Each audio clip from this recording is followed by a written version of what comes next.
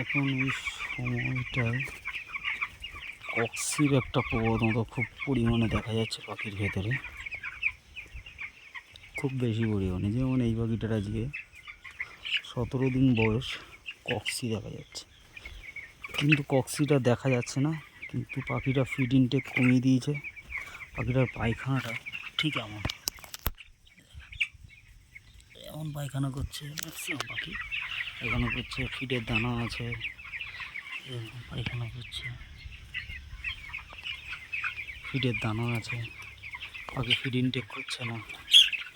কিন্তু পাখিটা যদি কেটে আমরা দেখি, তাতে কক্সির সিকামে কোনো রকম কক্সির কোনো রকম কিছু দেখা যায়। কিন্তু এই পাখিটার কক্সি আছে, যার জন্য পাখিটা ফিড ইনটেক অনেক লো।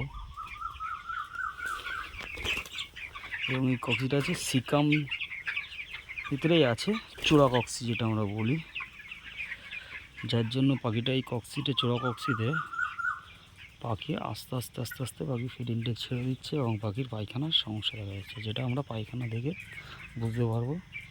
এমন পায়খানা হলে আমরা এই ক্ষেত্রে সব থেকে ভালো কাজ হচ্ছে আমাদের কক্সির ট্রিটমেন্ট করিয়ে দেওয়া।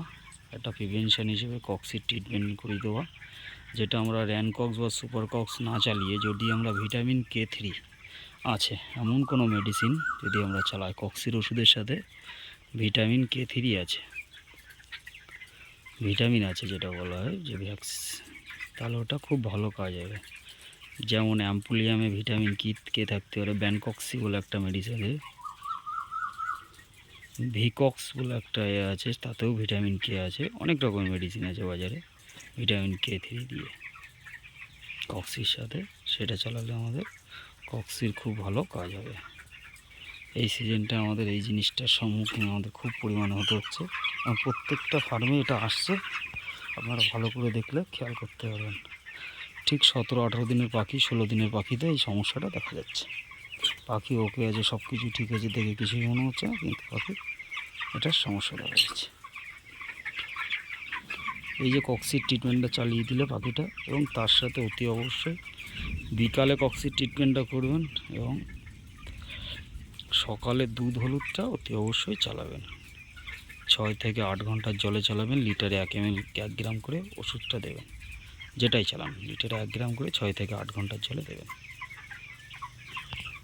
যেমন জল খাবে 6 ঘন্টায় তেমন হিসেবে দেবেন, বিকালের টাইমে দেবেন, আর সকালে দুধ হলুদটা চালাবেন। তাহলে দেখবেন কক্সি এটা খুব ভালো কাজ করবে।